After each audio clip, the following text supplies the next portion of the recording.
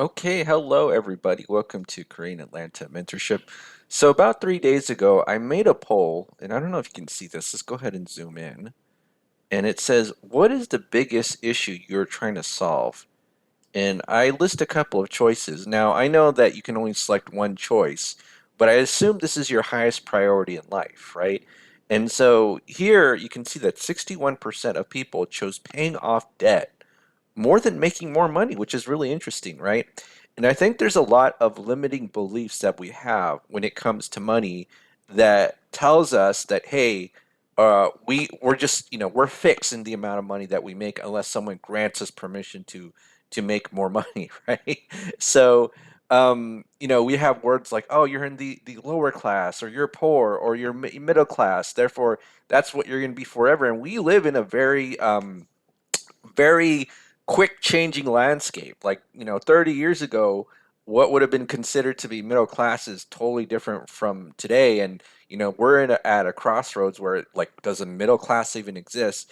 And I think one of the reasons why we have issues in believing in making more money is because we believe that these labels are actually real, right? Like, when you work at your traditional workplace, you have to essentially be given permission by someone else to make more money.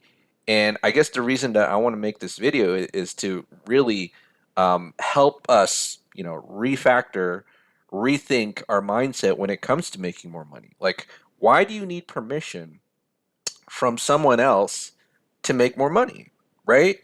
Like, let's say even if you have a job right now, you know, what about other ways outside of your job making more money, right? Like, you can make more money, and that's kind of the point of this video.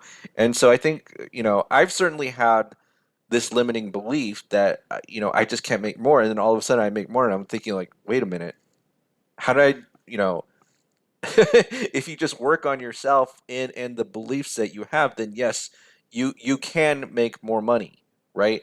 And then secondarily, obviously we want to pay off debt, and that's what the velocity banking strategy is about. But sometimes I feel a little bit heartbroken, kind of teaching these strategies because people focus on that so much, and they focus so little on the making more money aspect, right? So again, I feel like your priority in number one priority should certainly be making more money, right? Someone who has $10,000 of income but is still broke is in a much better position than someone who makes minimum wage and broke, right? Like, velocity banking ain't gonna help you if you're in minimum wage territory and you're broke, because it's about debt flow and cash flow management, or debt and cash flow management. And if you don't have cash coming in, there's no flow. You're making that minimum wage. And again, I'm not gonna make fun of you because once upon a time, I used to make $20,000 a year. How are you going to do velocity banking, right? And so there's a lot, people out there thinking, oh my goodness, if I just learn velocity banking, that's just it. And that's not true, because velocity banking is a tool among other strategies you need to learn, which is why I always talk about like buying real estate at a discount, right? Like, who care?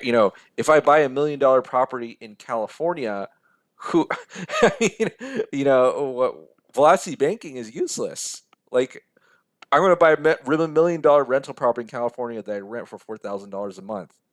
No, what I want to do is I want to buy a $200,000 property at a that whose market value is $300,000, get $100,000 discount, and then do velocity banking. Right? It's not like this be all magical strategy that will solve every single one of your problems. Okay? And here's the thing. Here's how you make more money, right? And I know this is kind of crazy, but you make more sales, right? So this is why I think our population is essentially conditioned to be poor, because it's like, oh, sales is bad. But here's the thing: every company needs to make sales, right? The Uber driver, when they make your pickup for Uber ride, they're making a sale, right? Uber is not, they even said we're not a transportation company. We're I guess an app company, but really that translates to we're a sales company. We market the service, and we get paid for marketing the service, and thus the driver gets paid. Everybody, in many ways, is actually, let me rephrase this. Every job is essentially a sales job, right? Every job. You can't make money unless you make sales, right? And even in a traditional W 2 employee job, you do have to sell in the sense that you're selling your labor. That when you go into a job interview, right? I mean, you only have to sell yourself maybe one or two times, depending on number of interviews, but that's essentially a sales interview. You're telling the hiring manager, hey, you want to get my labor, pay me $20 an hour or something like that. That's a sales interview. Everybody has to sell something, right? Now, the number of sales that we make per year is going to differ between occupation, lifestyle, and personal situations. But what I'm saying is, you want to make more money, don't be afraid to learn sales, right?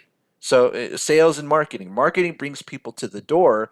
Sales is taking their money and providing your good or service that you're providing, right?